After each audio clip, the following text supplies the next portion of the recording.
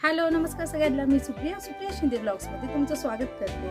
तर आज मस्त खणखणून ऊन पडलेलं आहे आमच्या इथं। काल पाऊस येत होता, पण अशा वातावरणामध्ये काहीतरी गरमागरम खायचं वाटतं, खावंसं वाटतं। त्याच्यासाठी आज मी बनवणार आहे खस्ता कचोरी, जी मूग डाळीची खस्ता कचोरी असते ती बनवणार आहे। तर त्याची रेसिपी मी तुमच्यावर शेअर करते, तर व्हिडिओ शेवटपर्यंत पहा, म्हणजे तुम्हाला कळेल की मी कचोरी कशी बनवलेली आहे। तर चॅनलवर नवीन असेल तर माझ्या चॅनलला सबस्क्राईब, लाईक आणि शेअर करायला विसरू नका। तर इकडं मी पाव किलोच्या हिशोबाने कचोऱ्या करणार आहे। तर पाव किलो मैदा मी अंदाजाने चाळून घेते।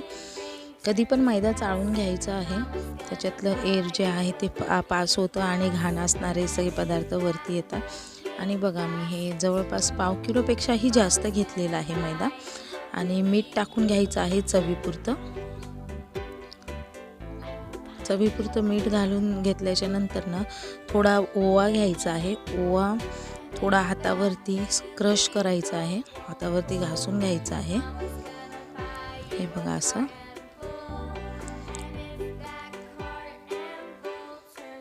आणि पूर्ण ओवा ह्या आपल्या मैद्याच्या पिठामध्ये मिक्स करून घ्यायचा आहे।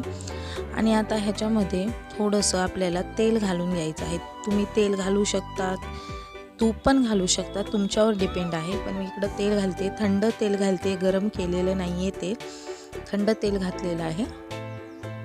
आणि आता एकदा हे सगळं जे मीठ, ओवा आणि तेलाचं जे मिश्रण आहे एकदा व्यवस्थित हाताने मिक्स करून असं हातावर थोडंसं रफ करून घ्यायचं आहे, जेणेकरून मैद्याच्या पिठाला सगळं मिश्रण लागेल।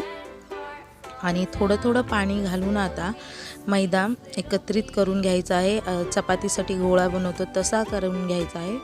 घट्टसर गोळा नाही आपल्याला बनवायचा आहे, सैलसरच बनवायचा आहे आणि माऊ बनवायचा आहे। अजिबात तो घट्ट बनला नाही पाहिजे, नाहीतर तुमच्या कचोऱ्या खूप कडक होणार। तर खस्ता कचोरी बनवण्यासाठी सैलसरच आपल्याला डो लावावा लागणार आहे पिठाचा।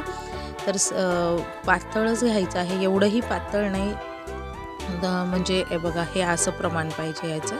आणि मी सकाळीच डाळ भिजत घातलेली मुगाची, असं ही डाळ तुटली पाहिजे नकानी, आणि असं पाणी काढून घ्यायचं आहे। आपल्याला लागणारं साहित्य आहे मसाल्यांसाठी धने, जिरे, काळी मिरी, 4 लाल मिरच, जिरा, बेसन पावडर, लाल मिरची पावडर आहे, ही बेडगी लाल मिरची आहे कलरसाठी, हळद, गूळ, गरम मसाला, चवीपुरतं मीठ, आमचूर पावडर आणि काळं मीठ। आणि ही जी डाळ आहे मुगाची डाळ भिजवून ती अर्धा घंटा भिजून झाल्याच्या नंतर ड्राय करायचं आहे पूर्ण, त्याला पाणी नाही राहिलं पाहिजे। तर एवढं सगळं साहित्य घ्यायचं आहे।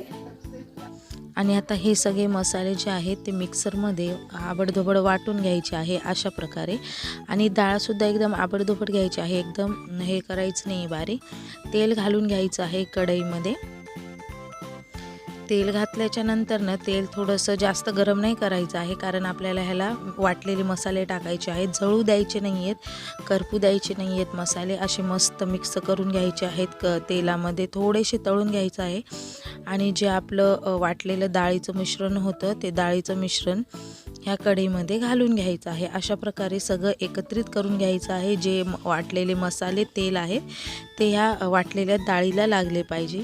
छान खरपूस अशी डाळ होऊ द्यायची आहे। आणि आता इकडं टाकलेलं आहे मी बेसन पीठ। बेसन पीठ हे बाइंडिंगसाठी खूप छान आहे, छान म्हणजे बाइंडिंग छान होते, सुटत नाही कचोरी, मसाला बाहेर येत नाही।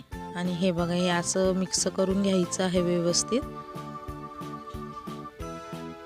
आणि बघा छान असा तुम्ही जेव्हा करताल तेव्हा तुमच्या लक्षात येईल मसाल्याचा आणि डाळीचा किती छान सुगंध येतो। आणि आता मी इकडं टाकलेला आहे गूळ, हळद, लाल मिरची पावडर, मीठ, चाट मसाला, काळं मीठ, हे सगळं मिश्रण ह्याच्यात टाकलेलं आहे। मसाले आपले ह्याच्यातच मिक्स होणार आहे, गरम असल्यामुळे सगळे मसाले एकत्र होणार आहेत। तर अशा प्रकारे व्यवस्थित हे मसाले मिक्स करून घ्यायचे आहेत।